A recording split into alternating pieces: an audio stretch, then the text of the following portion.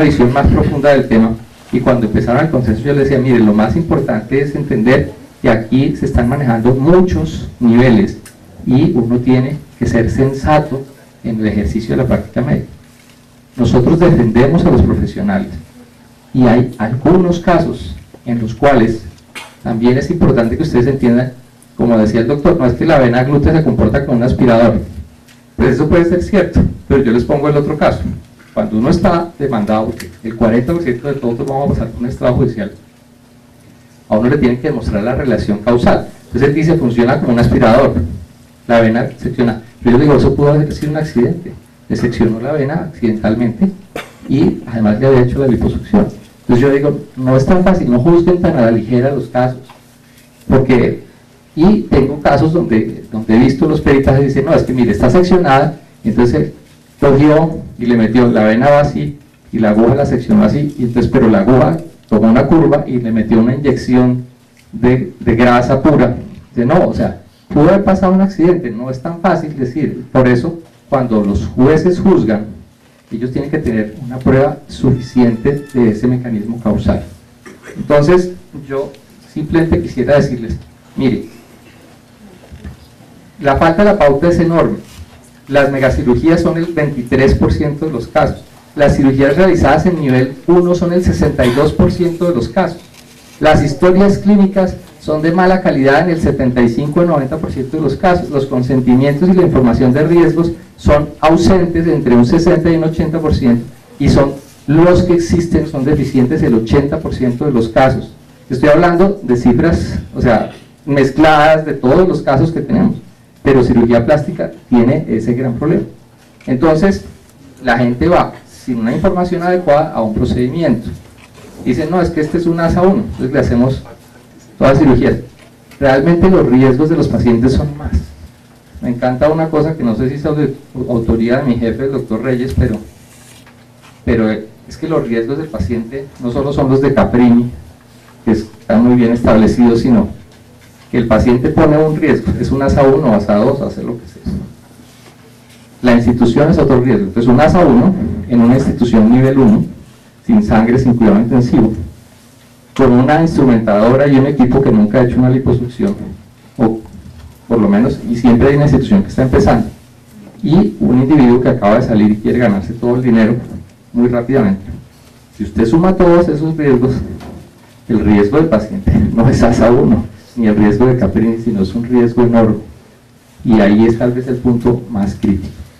Pero ojo, vuelvo al punto, no siempre las cosas son una mala práctica, puede haber accidentes en algunos de estos casos, y para juzgar es importante conocer en detalle todo lo que pasó. Entonces, si yo tengo el mismo caso, le hacen la liposucción, le hacen la lipoinyección, y uno encuentra la vena seccionada y un tromboembolismo masivo, pudo haber sido un accidente. ¿Cómo se da uno cuenta de que esto pudo haber sido un accidente además de todo?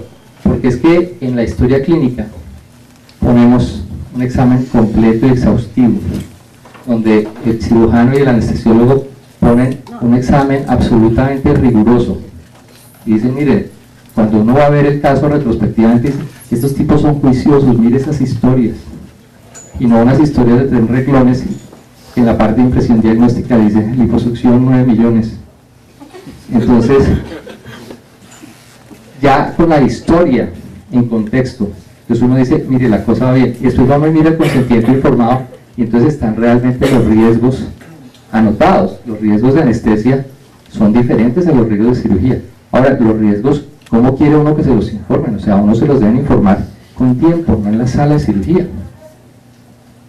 Y le tiene que decir, mire, usted es una persona sana, vamos a someter a una liposucción, y uno de los riesgos, por ejemplo, es la embolía grasa.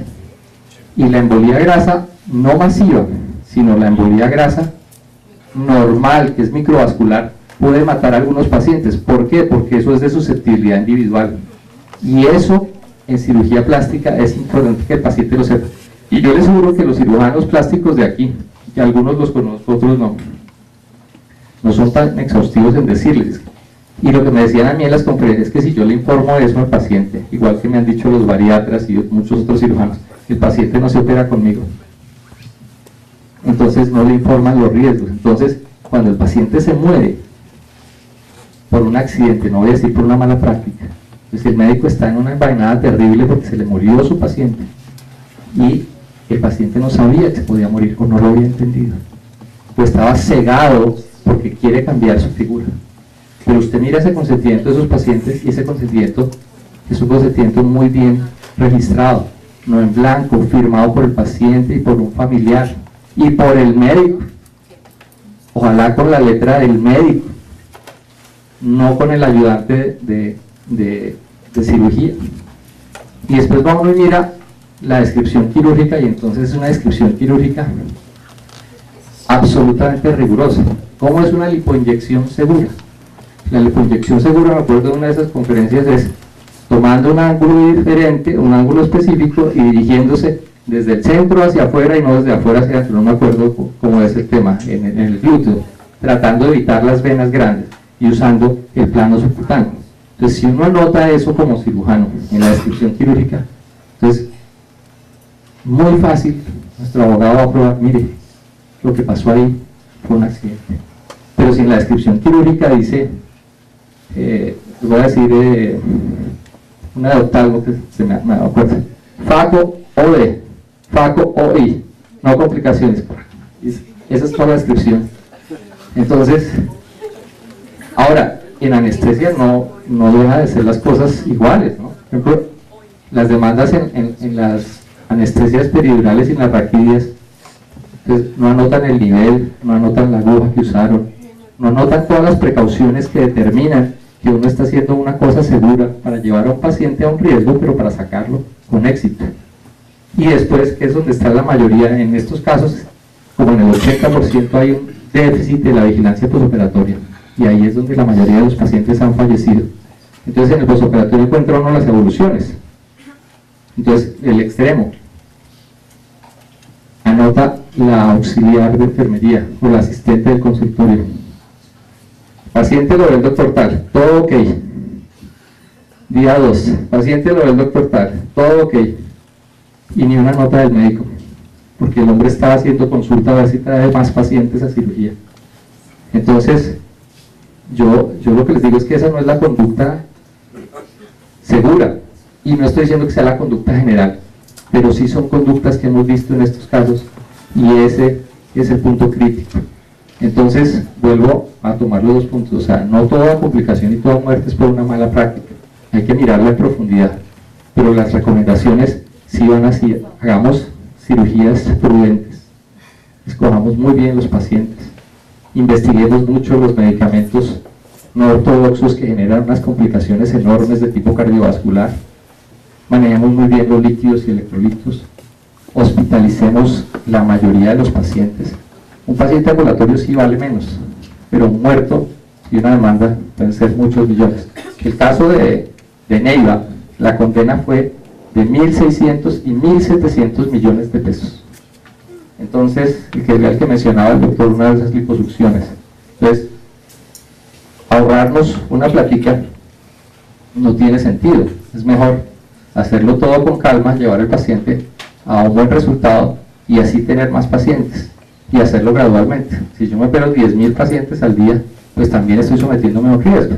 Y ahí es donde toco el otro punto, y es una conducta insegura es trabajar demasiado. Porque cuando trabajo demasiado, entonces les dejo a las auxiliares, por ejemplo, que son las quejas, no lo puedo probar porque en la historia no está, pero la gente sí dice, no, mire, la instrumentadora hizo la liposucción de un lado, yo la del otro lado. Y la liposucción es un procedimiento seguro, pero puede tener una perforación inadvertida.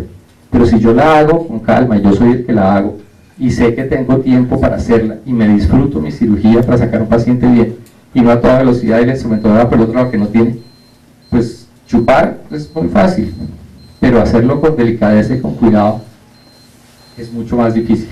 Entonces, ya escogiendo el paciente, vigilándolo muy bien, haciendo muy buenas historias, y teniendo un comportamiento como nos enseñaron, ético y humanístico, lo más probable es que no tengamos que reportar ni siquiera a la Secretaría de Salud los casos.